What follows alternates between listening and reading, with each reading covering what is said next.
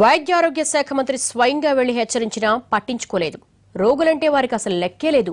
అదే తీరు కర్నూలు పెద్ద ఆసుపత్రిలో వైద్యాధికారుల నిర్లక్ష్యం కొనసాగుతూనే ఉంది. విద్యుత్ సరఫరా లేక ప్రసూతి వార్డులో గర్భిణీలు, బాలింతలు, శిశువులు అల్లాడుతున్నా వారికి చీమ కుట్టినట్టైనా లేదు.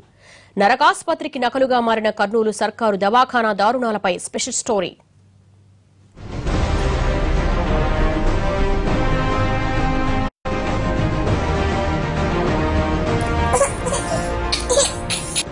కర్నూలు ప్రభుత్వాసుపత్రి మరోసారి అంధకారమైంది. రాత్రంతా ప్రభుత్వాసుపత్రిలో కరెంటు లేకపోవడంతో రోగులు నరకం చూశారు.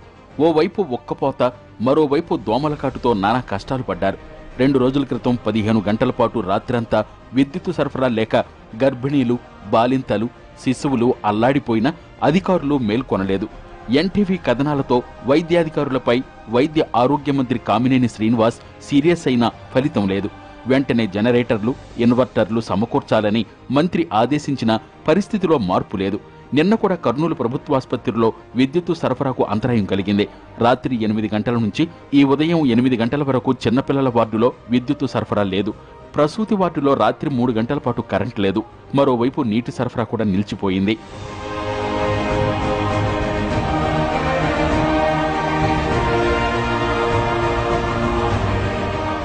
ప్రభుత్వాసుపత్రిలోని చిన్నపిల్లల వార్డులో రాత్రంతా విద్యుత్తు సరఫరా లేదు.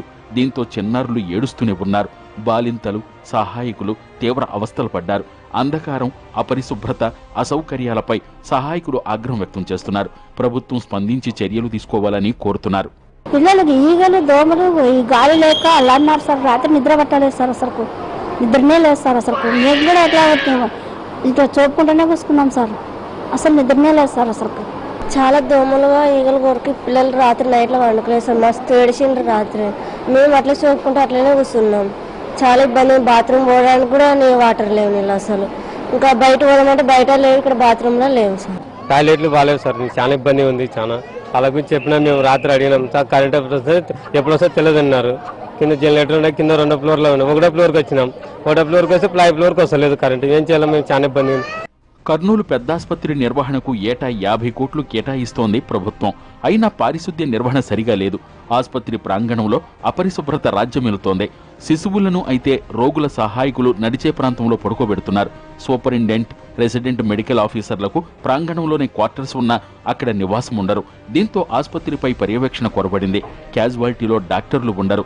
దీంతో పీజీలు, హౌస్ సర్జన్లే వైద్య సేవలు అందిస్తున్నారు. మంత్రి కామినేని ఆదేశాల మేరకు ఆసుపత్రిలో పర్యటించారు కలెక్టర్ సత్యనారాయణ. విద్యుత్ సమస్యపై సీఏ కార్యాలయం నుంచి కూడా మాట్లాడారని, భవిష్యత్తులో ఇలాంటి సమస్యలు పునరావృతం కాకుండా చర్యలు తీసుకుంటామన్నారు కలెక్టర్. ఇటువంటి రోజుకి ఇబ్బందులు లేకుండా ఉండడం ఏంటి రకంగా చేయాలని దానిపైన ఒకసారి ఇప్పుడు మన ఎస్సీ ట్రాన్స్కో వారు వీళ్ళంతా ఒకసారి ఇన్స్పెక్ట్ చేసుకుని వాళ్ళు ఏవైతే సజెషన్స్ ఇస్తారో ఆ సజెషన్స్ అన్ని తీసుకుని ఎలక్ట్రికల్ డిపార్ట్మెంట్కి సంబంధించినటువంటి, ఎలక్ట్రికల్ వింగ్కి సంబంధించినటువంటి కరెక్షన్స్ ఏమైనా కరెక్షన్స్ అనేది తీసుకోవడం జరుగుతుంది.